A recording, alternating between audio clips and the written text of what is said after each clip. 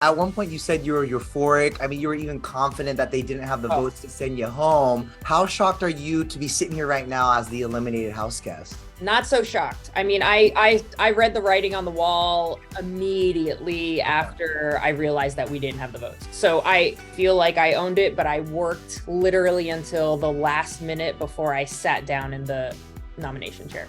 By a vote of 9-1, Nicole, you are evicted from the Big Brother house.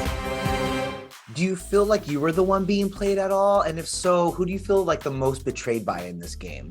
As far as being betrayed, I don't feel like I was betrayed by anybody. I think that it's the nature of Big Brother, and I am a huge fan, so I'm all for it. I think I walked into Diary Room every day and was just like, I'm playing Big Brother. These guys are, like I'm getting played, or I was definitely very open about the fact that, like, man, this really sucks, but I'll take it because I'm here and it happened. Because you knew this is a game, like, you know how Big Brother goes. Absolutely. I mean, it's a game. I had so much fun playing it. I realized I'm a little clumsy, but we're just going to take that with grace and go with it. Well, let's talk about Daniel real quick. He obviously used the veto, putting you on the block. Did you feel like your best friend there kind of sealed your fate? I can see it in your face. Oh, yes. Yeah. Because I felt so confident in the people that were behind us, and then realized that one of those people was not behind us. I'm gonna say at the end of last night's episode during the end credits, Daniel really separated himself from the rest of the house guests as they were kind of celebrating, and he even said, I should just pack up my bag. So I think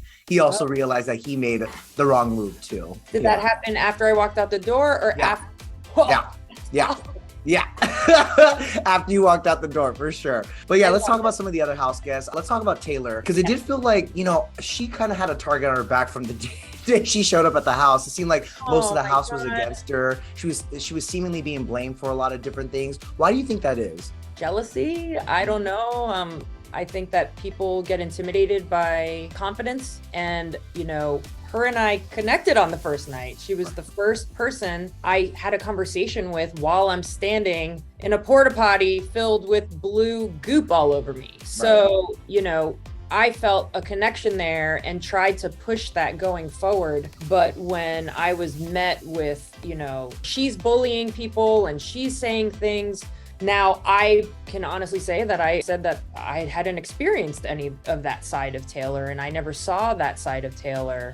And then as time went on and people were telling me their woes of what was going on and how they were being treated by her, I was letting that settle in, and I get very protective over those who feel like they're being, I guess you can say, bullied. And I was playing this game and trying to figure out how to navigate. So you said she was bullying people. How so? Because I feel like the impression that America got was that she was the one being bullied. Well, no, I'm saying is that people were telling me. I wasn't witnessing any of it. In the beginning, I can honestly say, like, I had no involvement as far as I didn't have a problem with her. Right. And, even speaking to Michael week 1, he's like, I haven't had a problem with her either. And then, would you say that's true up until last week? Because, things really did kind of come to a head, and there was that intense kind of exchange between you, Daniel, and Taylor. I will never forget what you did at Paloma. You think she didn't spiral because of you? You didn't add to that? And now you're trying to do it to Nicole? Mind games? That's not fair. That's really Do not speak to Nicole like that, ever again. What? Ever again. You need to learn how to speak to people. What you said to me was very passive-aggressive and very rude. What was your take on that whole situation? Well, I can only speak from my experience with what was going on, and I was going through my own personal stuff. My mom's battling cancer. I was called into the diary room upstairs, then called to the diary room downstairs. And I'm a huge Big Brother fan, and I've seen Big Brother house guests receive bad news. And I thought that I was walking into the diary room to find an envelope sitting on the chair. I don't know if, excuse me. I'm sorry, Nicole, yeah. It's okay. I thought something happened to my mom. the flood of that emotion, walking into the diary room, and then questions being asked of me about Taylor, it took over. Like those emotions took over, and I felt like I was being cornered and these questions were being asked of me about Taylor, and I was taking it the way that it wasn't being presented to me. I was taking it a different way. And because of the nature of what Big Brother is, like things are going. So they asked me to leave the diary room to kind of take time for myself. But I took it as like I was getting kicked out of the diary room and I wasn't able to, to vent what I needed to vent.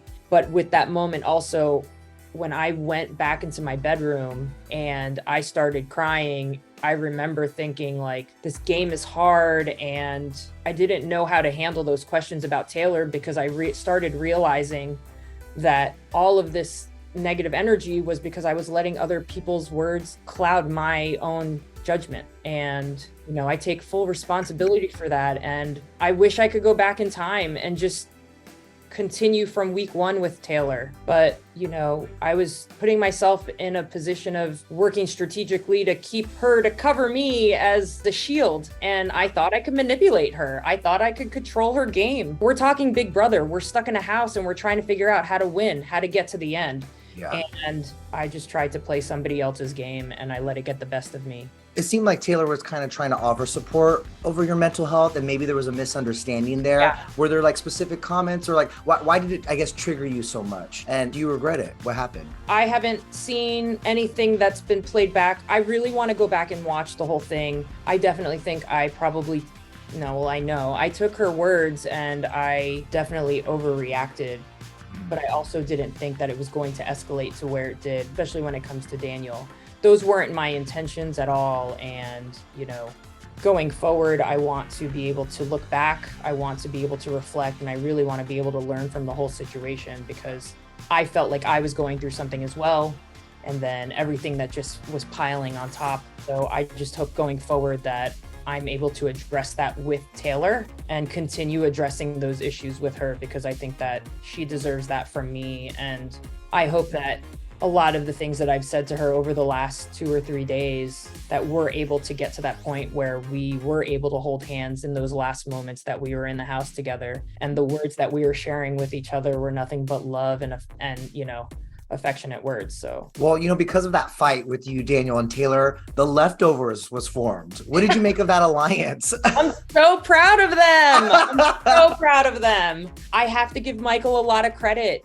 He tried throwing a bone to me and I did not bite because I felt like I was being betrayed by Monty. He sat with me in the room and he goes, Nicole, I keep forgetting to remind myself that walking into this Big Brother house, if you're not part of an alliance of 7 or 8, it's probably happening. Yeah. And it wasn't until after I was on the block that I looked back on that conversation and I said, oh, I wish I would have listened a little bit more carefully. It was said on the live feeds that you're someone who doesn't cause drama, you don't spread rumors, you play honestly, you're straightforward.